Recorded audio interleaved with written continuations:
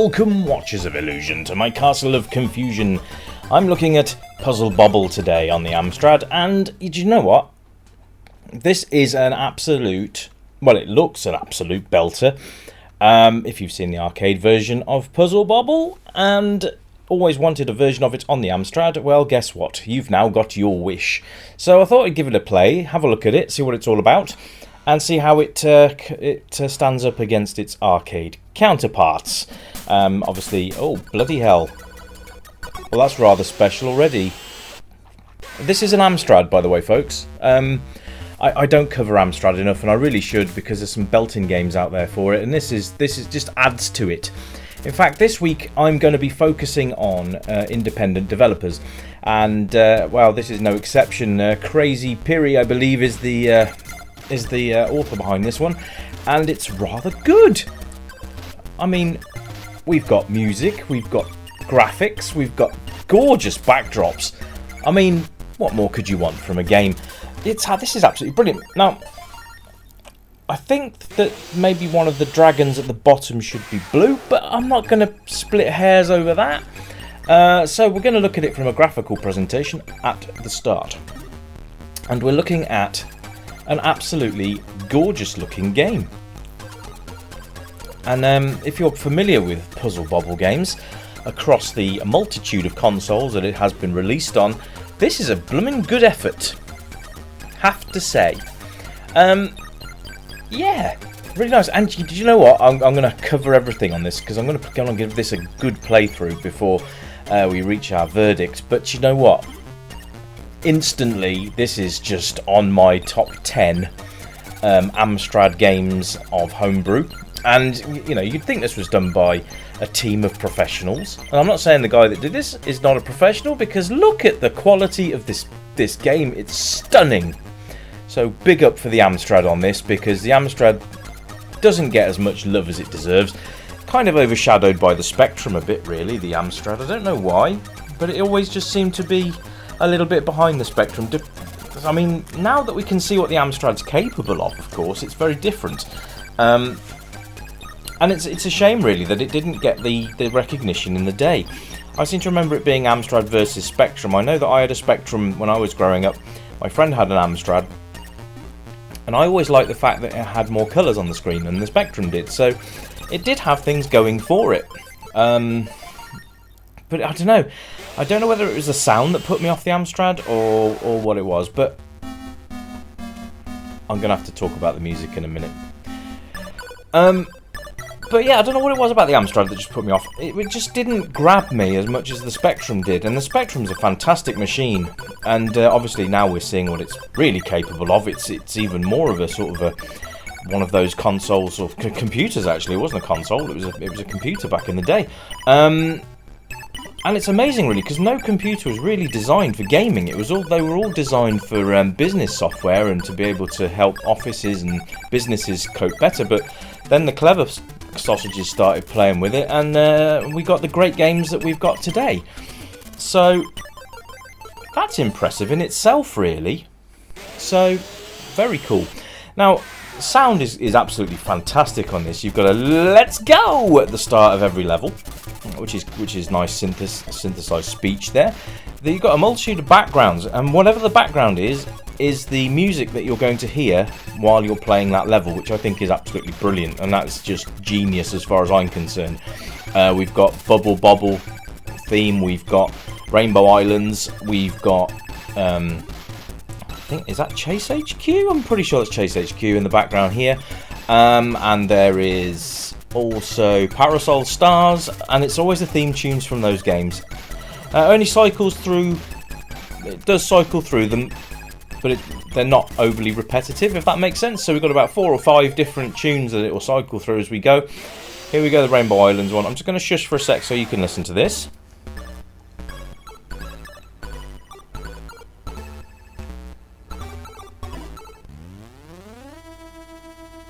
Oh yes, when your line gets too close to the bottom, you get this sort of siren goes off. So that's what's just happened there. But how clever is this? It's really nicely done and very, very smooth to play. Very impressed with this so far. if you've not played a Puzzle Bobble game before, this might be a good chance for you to start. It's a great game. It's freely downloadable. Go and have a go, and you know, if you like it, support the developer. Bung them a couple of quid for it. It's worth it. You know, this would have been probably a full budget. No, I don't think this would have been a budget title even. I think this would have been a full-blown $9.99er back in the day, or at minimum $4.99, which at the time was sort of a medium title, medium entry title. But yeah, look, New Zealand story. Now we've got the New Zealand story theme going. I love this. It's brilliant. And very cleverly done. I like it a lot. Now, I don't know if there's a 2-player mode. I don't think there is, but I could be wrong. I just saw this and thought, this is going on the channel because it's bloody great and it needs to be shared with the masses. And for all of you Amstrad fans out there, this is your time to shine. The Spectrum's had enough games to shine. And do you know what else I found? I found that I've done the review of Sword of Iana, and I've done it on the Spectrum, and I've done it on the MSX, but there is an Amstrad version, you'll be pleased to hear. So if you don't know what Sword of Iana's all about, go and have a look on the channel, go to videos and then hit search and then look for Sword of Iana and have a look, because I'm going to be bringing that one to the Amstrad as well in the very near future. But it's all about independent games again. Like I said, Sword of Iana is an independent game. But as I've already covered it on other systems, I'm gonna hold off doing that this week. But I'm gonna try and do it maybe next week because I really want to try and get a lot of these consoles and computers that I've not covered overly well. Well, not overly well, but I just haven't given them the time and space to do it. So I'm planning on rectifying that. So if you've got any Amstrad classics that you want me to have a look at, then please feel free to leave a comment, name of the game, why you enjoyed it so much as well, because it's always good to play a game and know why somebody enjoyed it, because obviously I play it and I have my perspective, but it's nice to get the perspective from the players that played it originally. So if you have an idea of what you would like to see, just pop a note on the comments, say hi and introduce yourselves and tell me what your best memory from the Amstrad was, and which game you'd like me to have a look at and why. And let's see if I agree with you, because let's do it. Let's be, you know, you are a community here. We have retro gamers, and I am here to showcase the very best and also the very worst of games. I have to say though, there hasn't been a bum game in a while now. They've all been pretty much top scorers over the last few weeks, which is really, really good. However, I do think I'm going to run out of good titles at some point, and the dungeon's going to have to be opened. Ah, dear. So, yeah. Still on course for the dungeon. I just don't know what I'm going to throw in it yet. I've sort of come across it as I go. So, independent indies week, really, this. And I'm really pleased that I've kick-started off with this one. Now, another game popped up literally after I'd finished this, so I'm going to have a go at that one next. It's another indie title. And it looks absolutely fantastic, so I'm looking forward to getting stuck into that one and bringing that one to the channel, hopefully tomorrow. Depends how I feel, because I'm feeling a little bit rough today. In fact, this review was meant to go out yesterday, but I wasn't well enough. So I've taken some time, I've sat down, I've got the heating on, I'm trying to get myself warm, and I've got a bit of a cough, so I'm going to try and refrain from doing that down the channel at you today. However, back to the game. Playability wise, well, let's just say that this is pretty much as arcade perfect as you're going to get it on an Amstrad, and it's a damn fine good job. It's an arcade conversion that you would have absolutely loved back in the day, and I think that's a really good thing. You know, I know it's taken, you know, 30 odd years to get these games to these systems now, but aren't you glad that you're still alive to see it? I know I am. You know, I think it's incredible what people are doing with the systems these days. Things that you'd never thought possible. The Spectrum being a #1 contender for this as well. It's just amazing what people can do with them now. Controls are really quite easy as well. Left and right. Oops. Left and right and fire. I mean, this just looks like an arcade game. It's fantastic. Yeah, so the controls are very simple. Left, right, fire. And you can see there that you have your guideline, so you can see where your bubbles are going to land, which is a nice little helper. And playability wise, well, I mean, I could get stuck into this and just play this for a good couple of hours, which is great because there's not a lot of games that would hold your interest these days. I think that people concentrate too much on graphics these days, especially on new games. And I think it's a shame because it can take away the actual gameplay element, which is a real shame. But this has got massive playability and replay value as well. And can you make it multiplayer if it's not? Yes, of course you can. You can take it in turns, you can do a level each, you can do a life each, whichever. In fact, I think you only have one life and then it goes to the continue screen. So just be aware of that. Now you're up against a timer, as you can see, the screen shakes and I lose miserably. But there you go, there's the continue screen, which again is very, very nice. Now there's whisperings that there's going to be a Street Fighter 2 remake as well for the Amstrad coming up at some point. I don't know when, where or when. Also, a new version of Kung Fu Master coming on the Amiga, so it's a great time to be alive in the old retro scene because we are getting some excellent remakes, and I am looking forward to showing them all to you. Now, the age rating for this game, I would say, is pretty much any, because all it really is matching up colours. So, you know, give the little ones a joystick and get them to have a go. I'm sure they will have fun with this, and that's the key, isn't it, really? The fact that people will enjoy and have fun with it. Now, if you're not a Puzzle Bobble fan, thank you for sticking with the review, because, you know, maybe I've converted you. Maybe you can come and have a go at it and see what you think. I'll stick a download link in the description for you, so you can just pop along and grab a copy for yourselves. Works on an Amstrad, and it also works for emulation, whichever is easier for you. So go ahead and grab a copy, and leave me a comment, and let me know what you think of the game once you've played it, because, you know, it's all very well me playing it and giving you my perspective, but, you know, you might have a different perspective. You might have spotted something that I didn't. So, yeah, come along and have a go. That's the... And just be amazed at what this game can do. I'm still blown away by this. So well done to the creators, because I think you've done an absolutely smashing job on this. And it's good as well, because I do get the actual creators of games and some of the artists, the music artists and stuff, come pop along to the channel and say hi, which is just, to me, that it's mind blowing, because, you know, I only started this out as a little hobby channel, and yeah. So it's always very sort of...